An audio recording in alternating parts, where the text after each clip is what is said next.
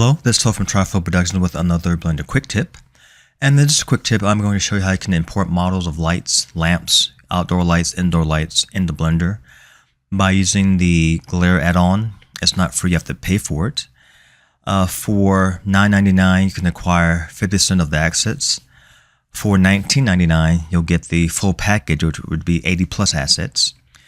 It works in Blender 2.91 all the way up to 4.3. I'm using 4.1 myself for this tutorial. It renders in even cycles, but cycles is more preferred because Eevee is limited to what it can showcase and what it can do when it comes to lights in general. And I'll show you what I mean as we get into the tutorial. But I'll leave a link of it below the video so you guys can download it and check it out yourselves. And the installation process is still the same. Just go to Edit, Preferences, Install. Navigate to that zip file, click on it, click on Install Add-on. I want to type in glare myself, and then put a check in the box, and it's ready to go. And it's on the right hand side of the UI of Blender.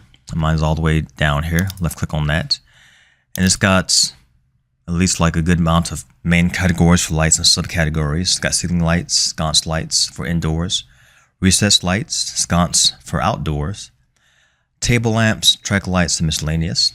And you click on the thumbnail to reveal more options in terms of the lights you would like to use or import into your scene. Now let's get rid of let's kind of clean up our scene so we can import some lights into Blender, see how all this works. So I'm going to press A on my keyboard, delete, and there that goes. We're going to press Shift A, Mesh, Plane. That's to scale this up. This is going to be our wall that our lights are going to reflect the light off of or interact with the light for our lamps. I want it to be a wall, so I'm going to press S or RX90, enter. And with the importation of the lights, they always import where the cursor is. So you have the option down here to move the cursor wherever you want it to go to place your lights. You can reset the transforms also if you want to. So we're going to click on that thumbnail again, and let's click on this light and press on Add.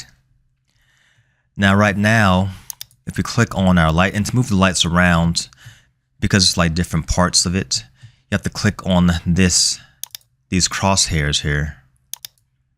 I can click on that. Let me move our wall back a little bit. Pull this back. These crosshairs here. Right now, it moves as a whole piece because these are different sections of the light. But the only thing is, it's not edit. You can't edit this. So if I press Tab on my keyboard, nothing happens. To make it an editable light, click on Make Instance Editable. And now we click on each part. Now each part is separated. You can edit it by pressing Tab, and it goes in edit mode. And obviously you don't want to have to press Control J to combine it all together. So in order to move the whole light as a whole, left click on that empty there, and you can move the whole thing like that. So that's how you can do that. Now let's change our viewport. Right now we're going to look at it in Eevee. And we're going to change our viewport, change our world view here. Go into the world tab, left click on that color ramp. Pull this down to make it darker. And then let's click on that icon. Now, like I said before, Eevee doesn't support the transmission of light through glass or through an object. As you can see here, there's a light inside of this bulb here that has emission properties, but it's not reflected on the lamp or on the wall, at all. It only works in cycles. Eevee doesn't support transparent objects or glass objects that have glass properties. And like I said before, there's more you can transform when it comes to rotating it and so on and so forth, but let's just stick with the viewport here. So if I change my viewport, let's go back to shaded view. Change my viewport from Eevee to cycles, CPU, GPU compute, and the sample's at 128. When we click on that icon again, let's give it a little time. Now you can see the lights because cycles supports translucency and transparency and the traveling of lights or emission objects through glass objects that have glass properties. So that's why cycles is better to use for this add-on as opposed to Eevee. And like I said before, you can make more transformations with the light. You can rotate it to the left, rotate it to the right, and click on our light here. I just moved my wall instead of the lamp. Click on that empty, rotate to the left, rotate to the right. So it's got those options there. Now it has other options down here also when it comes to IES lights. Now IES lights, Blender itself, the lights that it comes with don't really have the same properties as real world lights, but IES lights do. But once again, this only works in cycles, doesn't work in Eevee, and it's going to appear where your cursor is. So if I left click on that thumbnail, you can see it gives us at least a good amount of IES lights. Let's click on this one and click on add. And if you can see it. You can see this light we just imported into Blender, into the viewport. It gives us those like God rays coming off the light. If we go back to Eevee, I'll show you what happens in Eevee. Go back to Eevee, click on that. The IS doesn't work at all. It only works in cycles only, not in Eevee. And if you want to use Eevee, you can, but not with glass lights. It would be better with lamps that have an opening at the bottom. Let's import one of those lamps. Let's click on that. Let me delete these lights here. Delete that. Delete, delete, delete, and delete. And let's click on a lamp that has an opening in it. That's one right there. Add. So we have that. So with open-ended lamps that aren't enclosed in a glass model that has glass properties, Eevee could work. And if you want to kind of give it more of a bump, there are options down here to enable SSR. Click on that and enable bloom. It gives us a bit more of a bounce to the lights. And it was good that the developers put these options here, because these options are also, they come with Blender. If you scroll down, if you're in the render viewport, you scroll down here, you can see this has been activated, and this, because these are already in Blender.